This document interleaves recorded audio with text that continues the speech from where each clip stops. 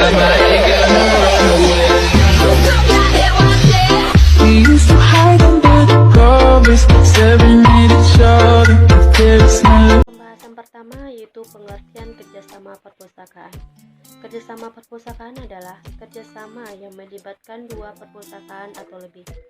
Kerjasama ini diperlukan karena tidak satu pun perpustakaan dapat berdiri sendiri dalam arti koleksinya maupun memenuhi kebutuhan informasi pemakaiannya.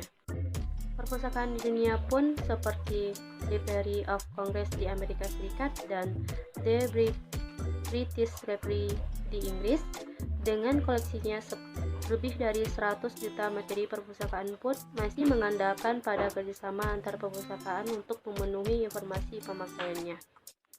Kerjasama antar perpustakaan merupakan syarat mutlak untuk memenuhi kebutuhan informasi pemakaiannya. Kerjasama perpustakaan dilakukan berdasarkan konsep bahwa kekuatan dan efektivitas kelompok perpustakaan akan lebih besar dan dibandingkan dengan kekuatan dan efektivitas perpustakaan masing-masing. Prinsip kerjasama antar perpustakaan dilakukan karena diasumsikan bahwa tidak ada satupun perpustakaan yang memiliki koleksi lengkap, sehingga diperlukan kerjasama dengan perpustakaan lain.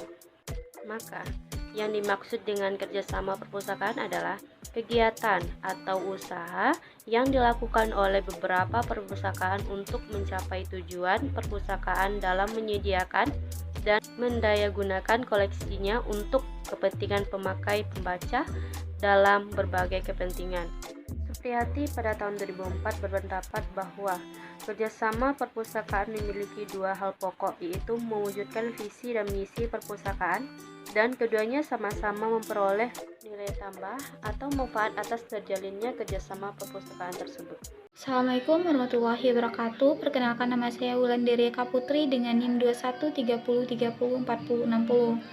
Di sini saya akan melanjutkan presentasi dari rekan saya yaitu Taufini Cahayu Putri, di mana saya akan menjelaskan mengenai poin B, yaitu bentuk dan kerjasama perpustakaan. Adapun bentuk kerjasama perpustakaan dapat diuraikan sebagai berikut. Yang pertama, kerjasama pengadaan. Prinsip kerjasama antar perpustakaan dilakukan karena diasumsikan bahwa tidak ada satupun perpustakaan pun yang memiliki koleksi lengkap, sehingga diperlakukan kerjasama dengan perpustakaan lain. Maka yang dimaksud dengan kerjasama perpustakaan adalah kegiatan atau usaha yang dilakukan oleh beberapa perpustakaan untuk mencapai tujuan perpustakaan dalam menyelenggarakan dan mendayagunakan koleksinya untuk kepentingan pemakai pembaca dalam berbagai kepentingan. Yang kedua yaitu ada pemusatan pengadaan dan penyimpanan. Pada bentuk pertama, kerjasama nomor 1, seringkali terjadi perebutan mengenai ruang simpan yang terbatas serta ketidakjelasan batas subjek dan keterkaitan satu subjek dengan subjek lain serta penyebaran berbagai perpustakaan dalam kawasan yang luas. Maka pendekatan yang digunakan adalah menunjuk perpustakaan penyimpanan yang melayani kelompok perpustakaan peserta. Selanjutnya, kerjasama pertukaran dan redistribusi. Tujuan kerjasama ini ialah meningkatkan dan perluas sumber-sumber koleksi yang telah ada dengan biaya sekecil mungkin. Tujuan ini tersirat dalam kerjasama pengadaan dan penyimpanan. Dalam hal spesifik subjek, alasan penyimpanan koleksi untuk membentuk koleksi yang komprehensif serta sekaligus menghindari penyimpanan salinan kopi. Terakhir, membutuhkan integrasi dengan cara-cara tukaran bahan pustaka. Dan yang selanjutnya, yang keempat, ialah kerjasama pengolahan. Dalam bentuk kerjasama ini, perpustakaan kerjasama untuk mengolah bahan pustaka. Biasanya pada perpustakaan investasi dengan berbagai cabang atau perpustakaan umum dengan cabangnya. Pengolahan bahan pustaka, pengolahan pengklasifikasian, pemberian label buku, kartu buku, katalog buku, penyampulan buku dengan lapisan plastik dikerjakan oleh perpustakaan pusat. Perpustakaan cabang menerima buku dalam keadaan siap digunakan. Yang kelima, kerjasama penyediaan fasilitas. Itu kerjasama ini sering mungkin terasa janggal bagi perpustakaan negara maju karena umumnya perpustakaan mereka selalu terbuka untuk umum. Dalam bentuk ini, perpustakaan bersepakat bahwa koleksi mereka bukan lagi anggota perpustakaan lain. Umumnya kerjasama ini dilakukan oleh perpustakaan perguruan tinggi. Misalnya, perpustakaan A memperbolehkan perpustakaan negara B dan C untuk menggunakan fasilitasnya dalam jangka waktu tertentu. Yang keenam, kerjasama pinjaman antar perpustakaan.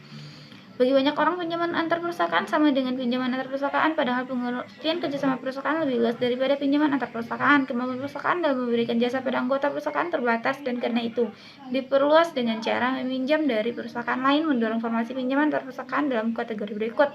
lokal, regional, atau nasional dengan katalog induk yang mencakup koleksi semua perpustakaan peserta. Sebuah pusat penyimpanan buku khusus didirikan guna melayani permintaan buku pada perpustakaan lain. Pinjam langsung antar perpustakaan dalam arti perpustakaan saling meminjam buku langsung ke perpustakaan tanpa perlu melalui koordinator regional atau nasional.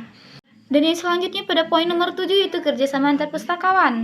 Sebenarnya kerjasama jenis ini lebih merupakan kerjasama antar pustakawan untuk menerbitkan berbagai masalah yang dihadapi pustakawan. Bentuk kerjasama ini dapat berupa penerbitan buku, panduan buku pustakawan, penelitian antar pustakawan, kursus penyerangan, dan untuk pustakawan. Pendekatan buku kerjasama ini lebih mengarah ke bentuk kerjasama prosesi. Selanjutnya, poin nomor 8, kerjasama penyusunan katalog induk. Katalog induk merupakan katalog dari 2 perpustakaan atau lebih karena melibatkan paling sedikit 2 perpustakaan, maka 2 perpustakaan harus bekerja sama menyusun katalog induk. Katalog induk ini berisi keterangan tentang buku yang dimiliki perpustakaan serta disertai keterangan lokasi buku. Yang selanjutnya, poin nomor 9, kerjasama pemberian jasa informasi. Banyak pustakaan Indonesia salah kaprah dalam menggunakan istilah-istilah lain.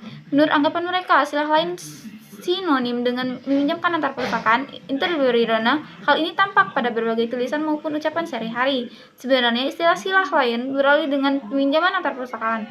Istilah lain merupakan kerjasama antar 2 perpustakaan atau lebih dalam memberikan jasa informasi. Selanjutnya poin 10, perangkat kerjasama. Keberhasilan kerjasama antar perpustakaan tergantung berapa jauh organisasi dan administrasi perpustakaan mampu menggunakan administrasi dan ada dengan biaya yang sekecil mungkin dalam arti tenaga, waktu, dan peralatan. Assalamualaikum warahmatullahi wabarakatuh. Baiklah, saya akan melanjutkan pembahasan dari makalah kelompok 9. Contoh kerjasama perpustakaan yang lagi tren pada saat ini. Yang pertama itu adalah network. Network adalah boleh dikatakan suatu jaringan dalam arti yang sempit. Boleh diartikan 2 orang atau lebih yang saling menukar informasi dan saling memberikan informasi bantuan. Network bisa diartikan jaringan kerjasama antar perpustakaan.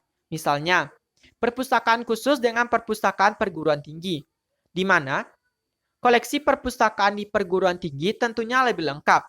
Bisa juga jaringan kerjasama antar perpustakaan khusus, dan sebagainya. Yang kedua ada network komputer. Jika network diartikan dalam komputer, yaitu penggabungan komputer yang satu dengan komputer yang lain, di mana komputer yang satu dengan perintah tertentu akan bisa melakukan komunikasi. Mestinya ada suatu alat tertentu sehingga data bisa ditransfer melalui komputer. Alat-alat yang mungkin diperlukan untuk melakukan hal tersebut misalnya Copper Wireless, optical kabel, telepon, lens, microwave, satelit, channel, atau kombinasi dari semuanya.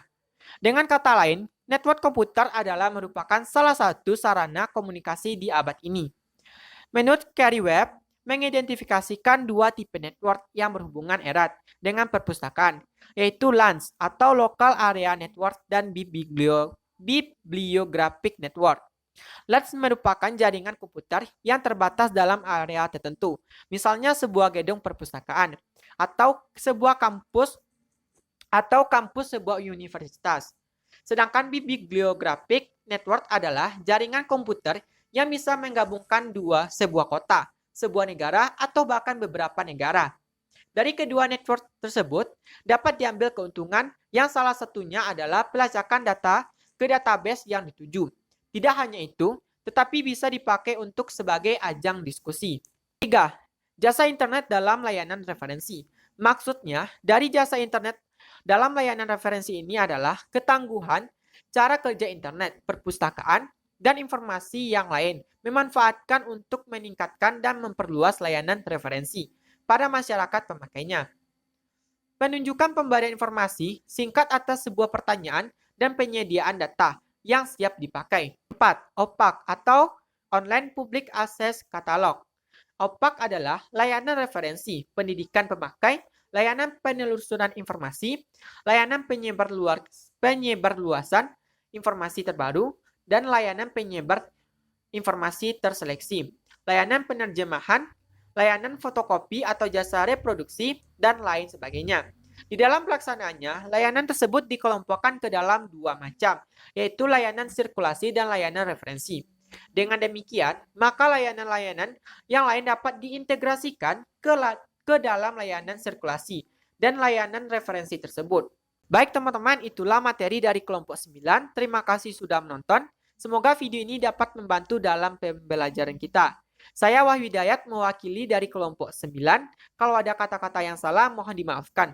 Wabillahi taufiq wal hidayah. Wassalamualaikum warahmatullahi wabarakatuh.